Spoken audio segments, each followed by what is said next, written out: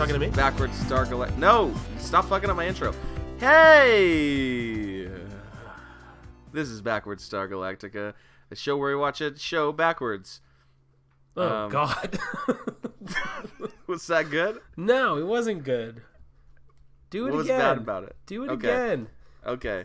Hey, everybody. Welcome to Backwards Star Galactica, a show where me, Jesse, and him, Wilder, watch a television program. Came out about 15 years ago. We watch it from back to front.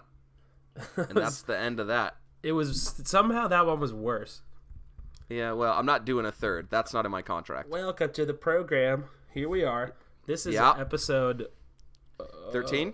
Season 4, episode 13? Yeah, I mean, I was trying to think of an episode of our show, but I'll take that too. Yeah. Season 4, episode 13. The episode is called... The Oath. Oh, The Oath. That's Yeah. funny. I didn't know what an oath was. I don't know what sort of oath.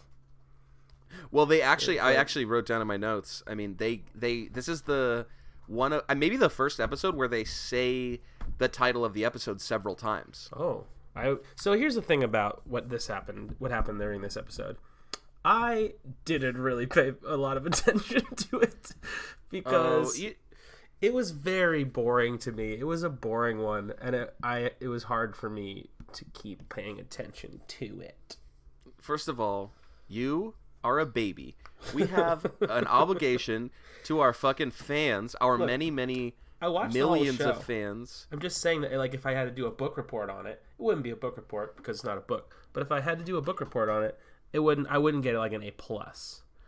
That's not what it's I'd about. get like a B on my book report about this episode. We're not supposed to deliver Bs. This is an A+ podcast. That's what it says in the reviews. All the reviews, they're not stars on iTunes. For ours, A+. For everyone else, they're stars. For us, it's A+. And Yeah. you can't bring your fucking B- effort to this A+ parade. I won't have it. Now, all that being said, I did fall asleep for the last 5 minutes of the episode and did not rewind it, so you're going to need to fill me in. Did you... is that true? Yes. Oh, God. Oh, man. Okay, so cool. Good. Let's get right into it.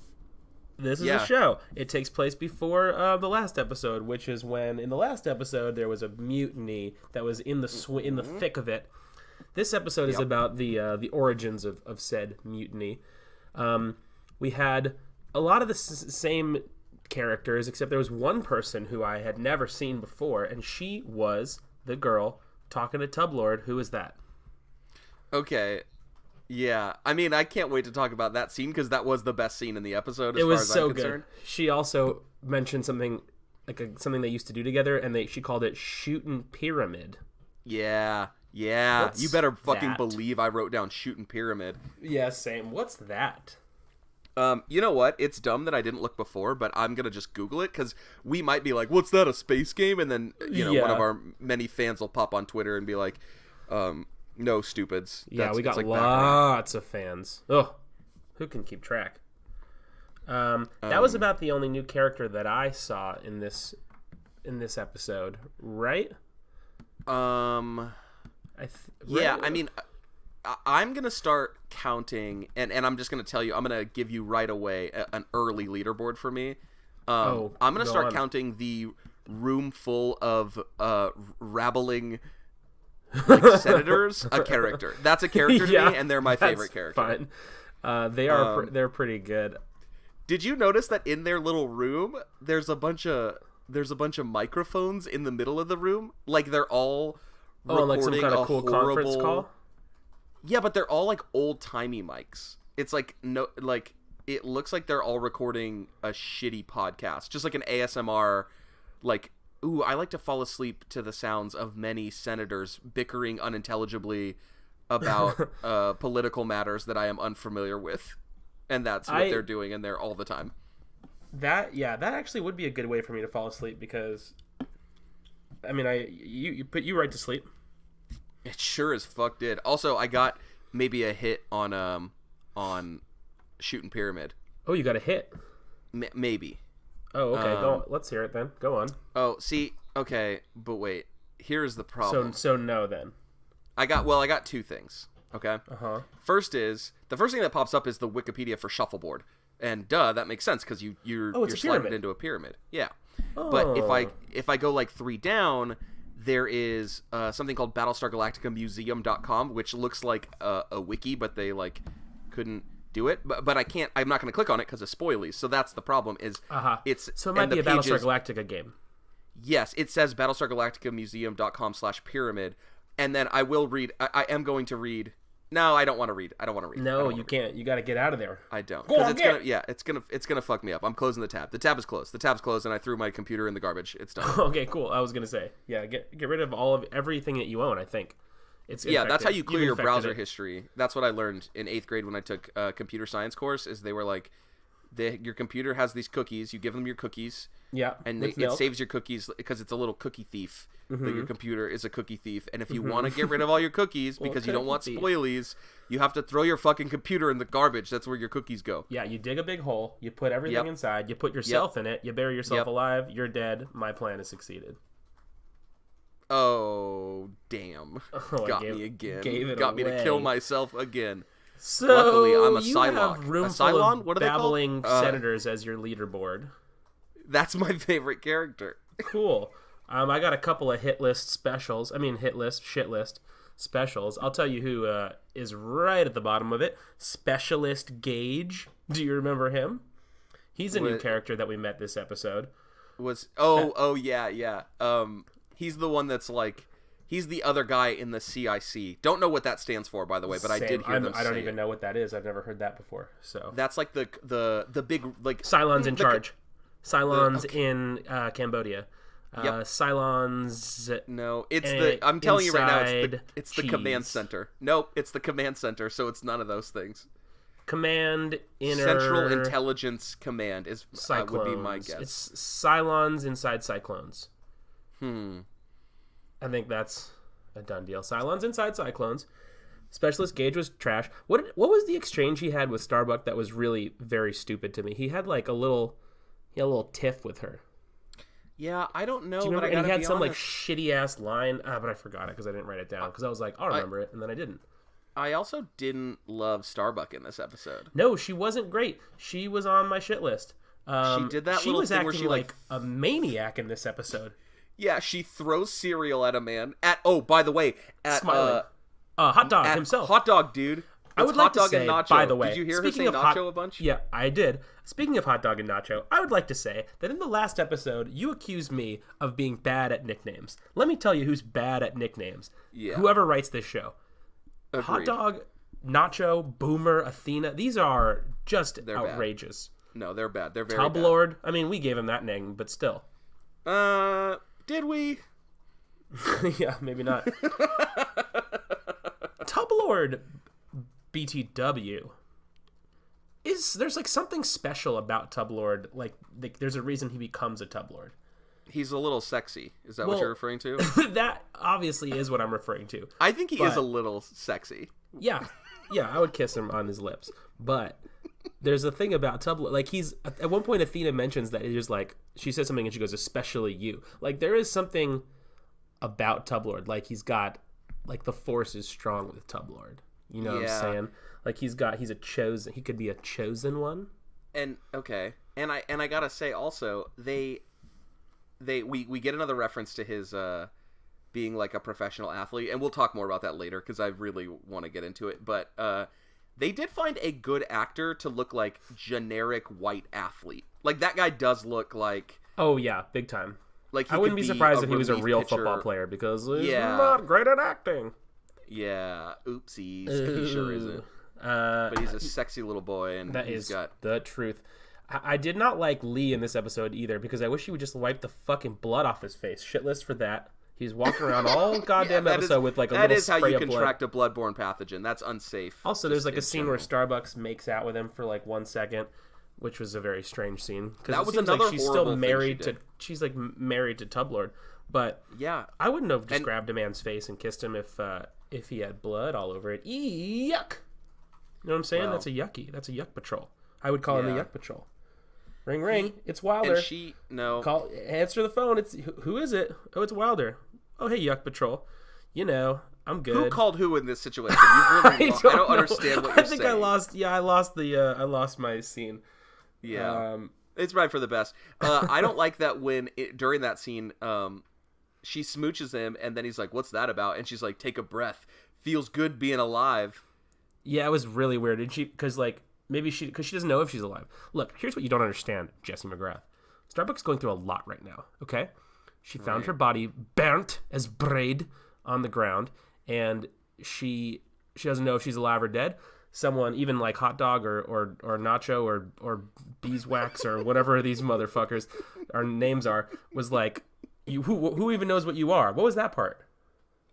Oh, because like she's remember the whole thing is that we don't know. Yeah, but like who was that guy? Oh, fuck if I know.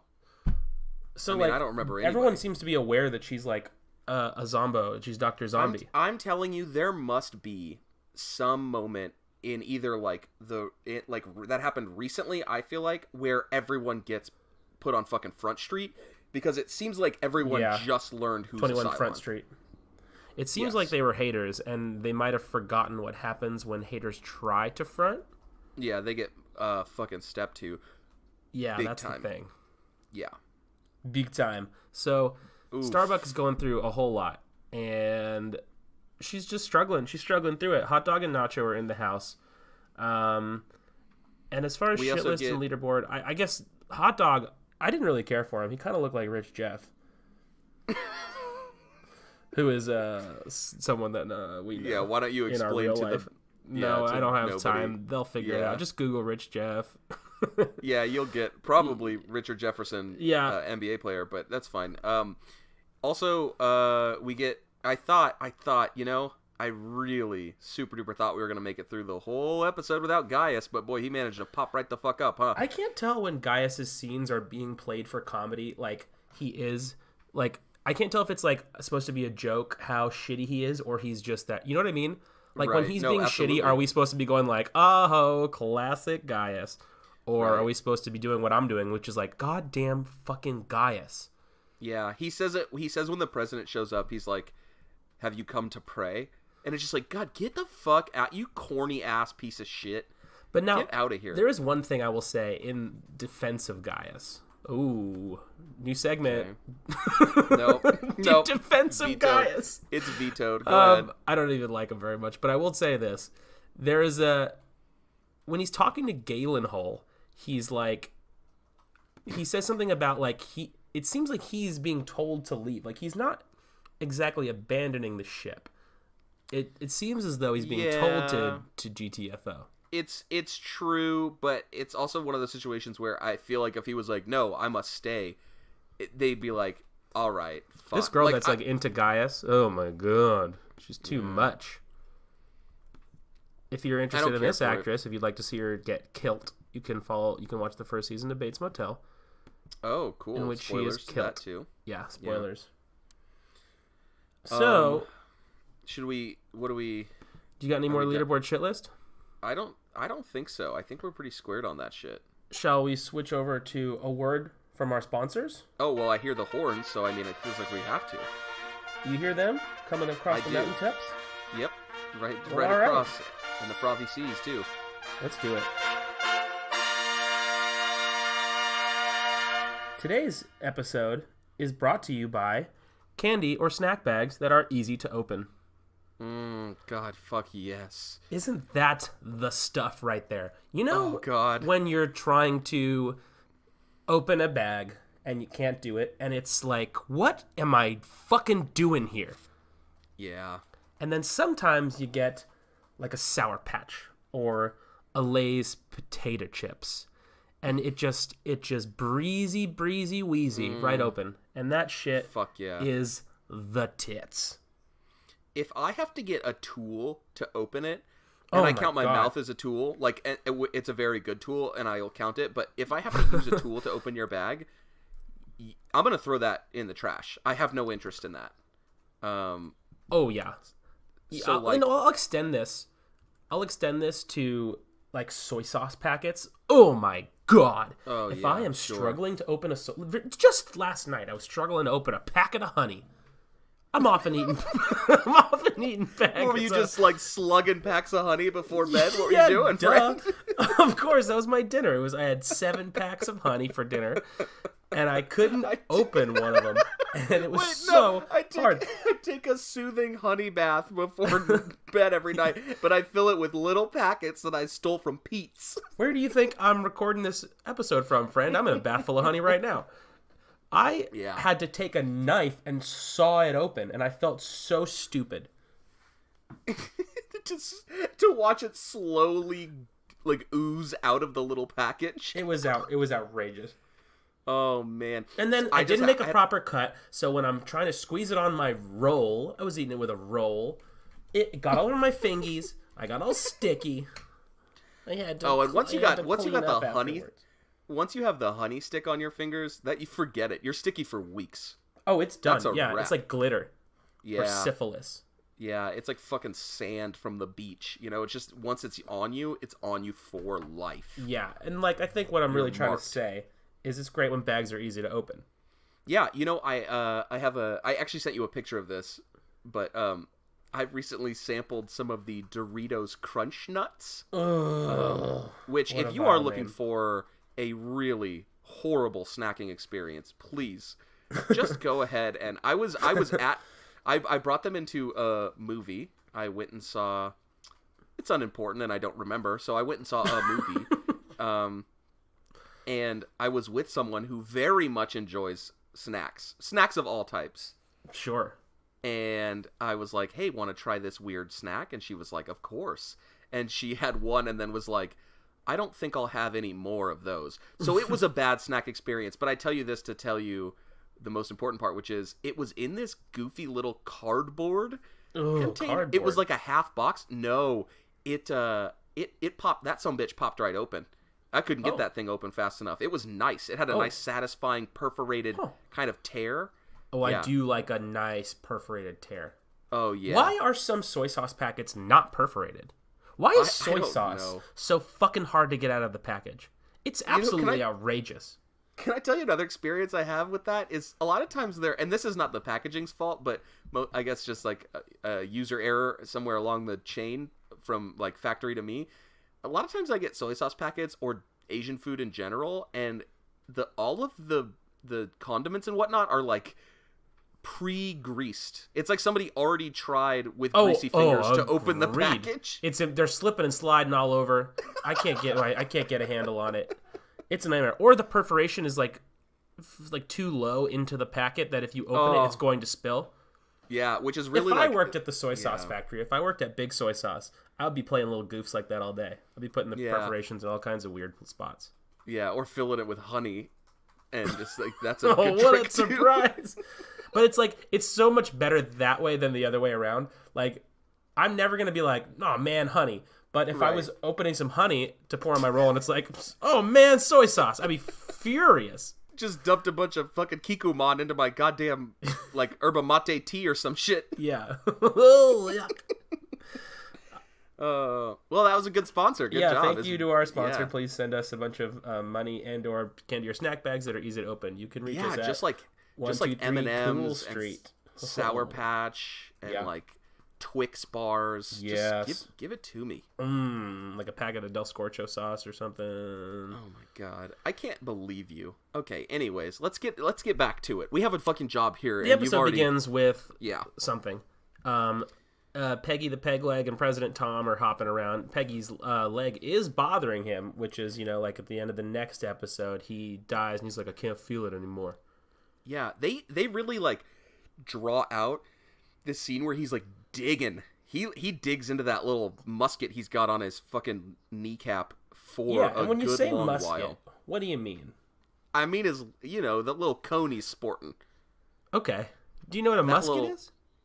Yeah. Google a musket and tell me it doesn't look a little like that. It's got a musket is like a weapon. Yeah, but it's got that cone type top. Yeah, and you keep saying cone to me, and I don't really know if you've seen a musket before because there's no cone on a musket. It's a gun. I'm gonna Google musket. Let me Google musket and fucking fax you a picture of a musket, you idiot. Yeah, send it by Raven. My preferred means of communication. What am Why don't I you send it of? Through a little Galen hole, and what am I will thinking get it of? that way. Okay, I'll concede that I'm wrong about muskets. I've made a mistake. What gun am I thinking of What that else has is like a new? little outward coney thing? Are you thinking of like a traffic cone? That's not a gun. Yes. I was thinking about the traffic Bright orange cones that traffic they used in the Revolutionary War. Yup. Anyways, Which is the one that is the musket? The one that's also a knife, or is that a bayonet? That's a bayonet. You could slap one of them on a musket, I reckon. Sure, just in case you want to like poke someone while you're really close up. Yeah, that's got to be really rough. If someone's like coming at you with a gun and then they end up stabbing you, it's like, well, fuck. How about a bayonet that fires? How about a musket that fires knives? Huh? You think of that? I guarantee you, some loon in the fucking Industrial Revolution was like, okay, we have knives and we have guns, and one time we put a knife on a gun, we ever shoot knives, and then there was probably a knife gun. Wait, this exists. I'm thinking of a harpoon gun, basically. Oh, sure. People go fishing with these all the time. Yeah, you're right. And that's better than what I was thinking, which is like a bunch of loose knives in like basically a cannon, and you just shot like a silverware drawer full of knives. Yeah, like the Blue Raja. Right. So he's got his itchy little stinky peg leg, and it's bothering him. And they're not really. I mean, I assume that at some point we'll figure out what is wrong with this dude. He seems like an important character. He also does that reference to like there's a secret between him and Gaius. Ooh, dirty little secret. Yeah, they said our little secret. Oof. Got just spooked out of my boots listening to that part. Yeah, I've got the chills. I got the goose and bumps. So I'm really interested in their dirty little secret. I also after the peg leg scene, it's Tub Lord time. He is throwing little Nerf footballs. Oh wait, no, wait, you're can. skipping something. You're skipping something. You're skipping something. There's like a scene where it seems like it's when Eye Patch comes in and starts to talk to Admiral. Oh, that's one of the scenes I didn't pay attention to. Okay, so it was boring because they're like half the time they're talking about coffee, but Admiral comes in the morning. This is the first episode I think we've seen where nobody gets drunk. Yeah, but maybe there's booze in the coffee. There probably is. Admiral comes in, or no, Eye Patch comes in, Admiral, and then the president walks out from like a bedroom, and Eye Patch seems like very shocked and is like, Madam President, and she's like, Eye Patch. Like learns that they're doing it to each other. I guess, yeah, they do, yeah. And he seems like shocked, and that seemed sort of important, but who the fuck knows? And then they smooch at the end of the episode. Yeah, big time. They getting busy in front of everybody. Yeah, and then they all just like turn their backs to it and smirk.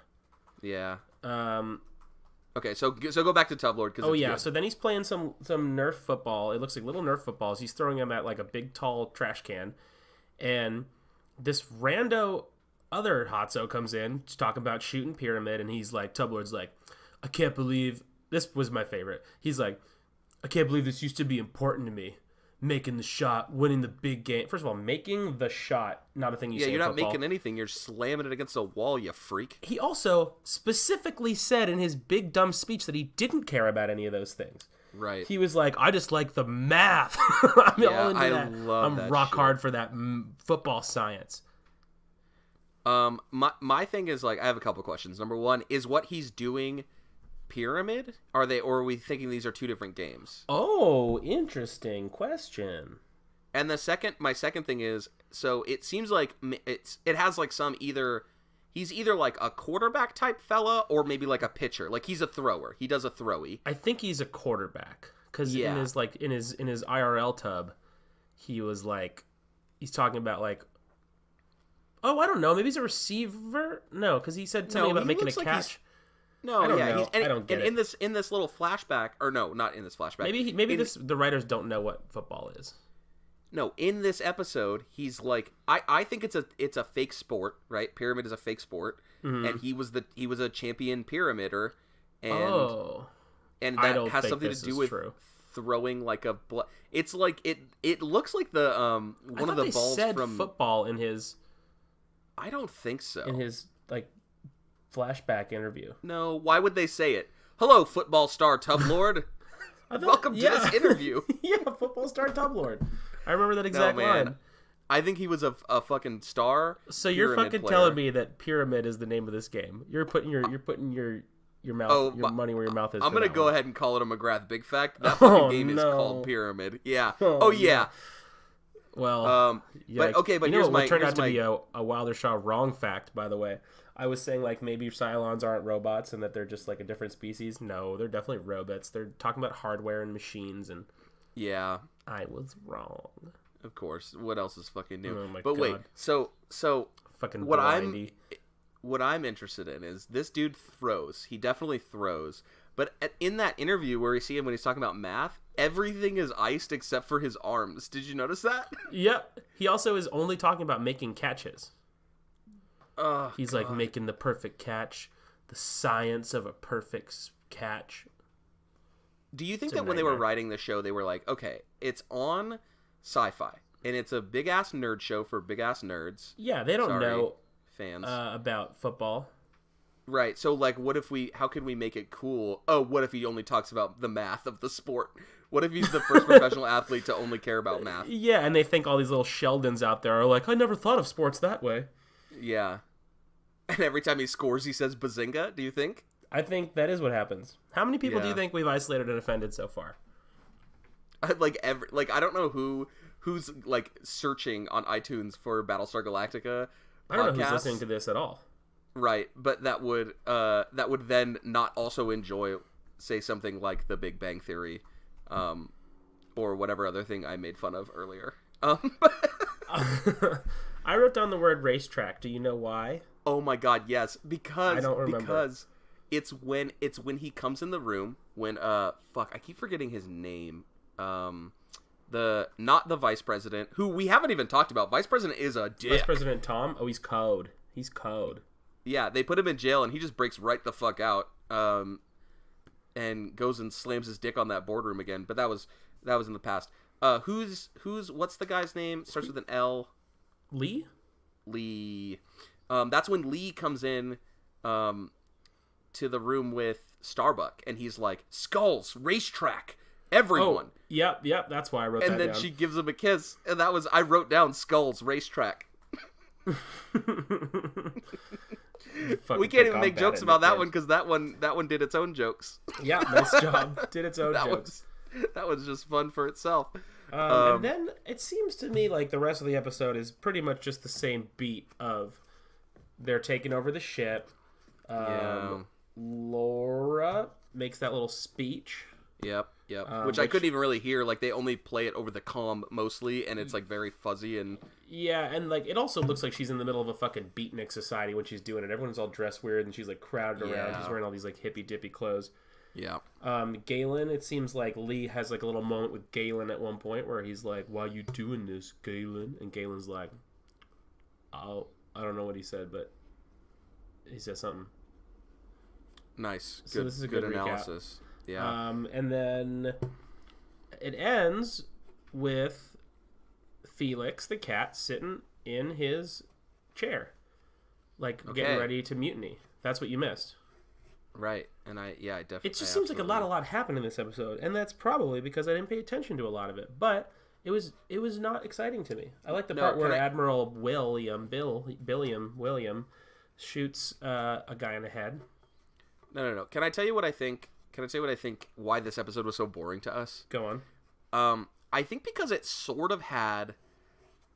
I sort of felt like this was one of the episodes that I had the least amount of questions about.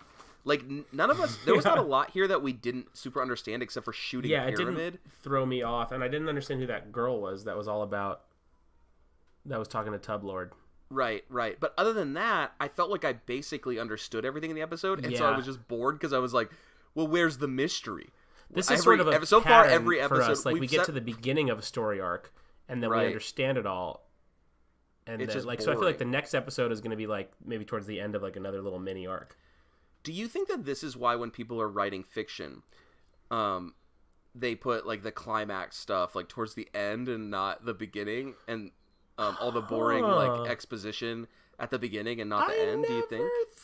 thunk about that before. Yeah. I think it might maybe be it. Yeah. Though, to be honest, probably not.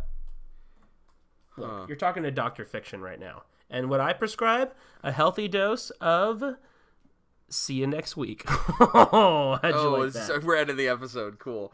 I got nothing else to say. What do you got? I just want, well, do you think we're ever gonna get, like, cool aliens or anything? Like, what the fuck? I thought this show was gonna have aliens. I think we're gonna get aliens. I think we are gonna get a lot more of those, like, Centurions that we haven't seen much of yet. Boy, those things kind of suck, huh? I sure would love an alien or two. They believe in God. I don't think we're gonna get any aliens. We got Cylons. They're kind of like an alien. But they're not. They're robots. Oh, man. Beggars can't be Cylons. I really thought we were going to get an alien or two, but... Look, I can't promise nothing. I haven't seen most of the show. Well, I hope not. Go ahead and find us on iTunes. Leave us a review. Thanks to everyone who is listening. Who are you out there? We don't know. Who's listening in the Netherlands and France? That's what I'd like to know. Identify yourselves at once. Right. You can find us on no social media because we're not trying to live that spoiler life. Yeah, but you can find us on social media. I'm Wildershaw _ on Twitter and regular Wildershaw on Instagram. Oh, we got a listener in Texas. We got 12 people in Rockwall, Texas. Shout out. Nice. That's good. Shout out to Rockwall. Yeah, appreciate it. I love you. You can find me at jmcgrizz on Twitter. You can find somebody else's fucking Instagram. That's for me and my family only. Yikes. You can check out my writing on the internet, the places you would find writing. You could just Google my name. Don't be lazy. You can check out Super Trash Bros, the at this point weekly show that I help produce and host and created, and I play video games and get drunk. It's significantly better in concept than the thing that you just listened to. But and then again, everything is. Yeah. You can also, we would really appreciate it if you haven't already, if you write us a little review, because it helps our numbers look cool. Some general talking points for you. Best podcast you've ever heard. Best podcast about someone watching Battlestar Galactica in reverse you've ever heard. Best boys. I think we are nominated for a Webby this year. The category is Best Boys. Yep, it's and a Webby is not what you think. It's actually they're a Spider-Man themed award show, and we are the only entrant because we created it. Yeah, and go ahead and vote for us. Help us win a Webby for best Spider-Mans. We're up for that. Thank you to Adam Faye for our art, and thank you, of course, to T-Bone Jones for the theme music. Play us out. Oh, and tune in next week for Mike's phone number. Oh, that's right.